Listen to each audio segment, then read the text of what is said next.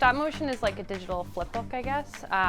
They take a bunch of pictures of something and they put all the pictures together and it creates a movie. So in each photo, the characters move a tiny little bit, and then when you play the photos together quickly, it makes it look like they're moving, like they're animated. They started meeting with their partners and trying to come up with a story. They had to have a problem and a solution. It had to be creative. And they came up with their story and they sketched out everything together. So the background, the props, the characters, the houses, the clouds, the trees, anything that goes into it. So then they, as a group, could work together creating the stuff. So no matter who's there, they have the sketches to work off of. So they're all on the same page. And then they started practicing with the app to get comfortable with it. We used the Stop Motion Studio app. And they played around with that and got used to how it works. And today they're starting their actual filming where they're trying to do a run-through of their whole story and work on making sure that they have really small movements between each photo.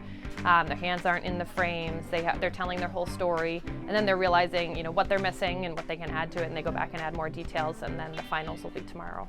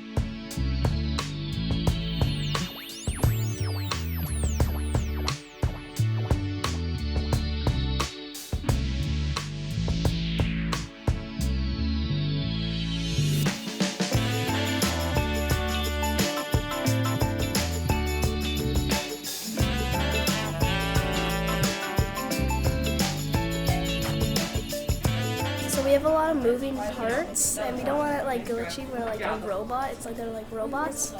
We want it like smooth. That's like a big challenge. They're short. They're only a couple minutes long, but yeah, there's a beginning, a middle, and end. There's some sort of problem that they have to creatively solve, and then there's supposed to be some sort of happily ever after at the end. There's no amount of time that they have to fill. There's no amount of photos they have to fill. They just have to meet the requirements of having a problem and a solution.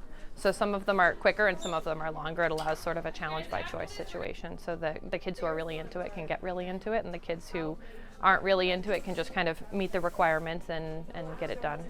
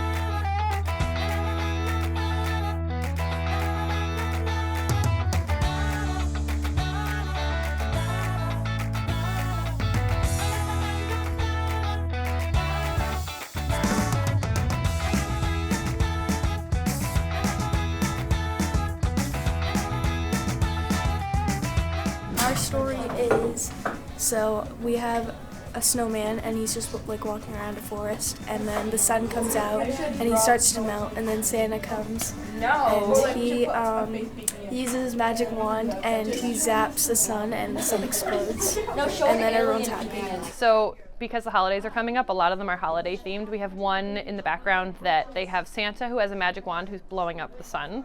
And then they have a couple different snowmen that are reacting to that, and they're swapping out. They have different heads and bodies with different facial expressions on them.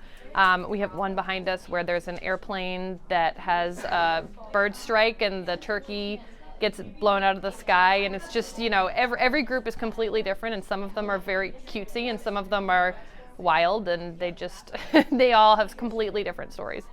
And they love it. It's really engaging for them. They like working with technology always. They like being able to tell their own story. They pick their own groups, so they get to pick people who are going to tell the same sort of story that they want to tell. They love working with their hands. They love getting up and working.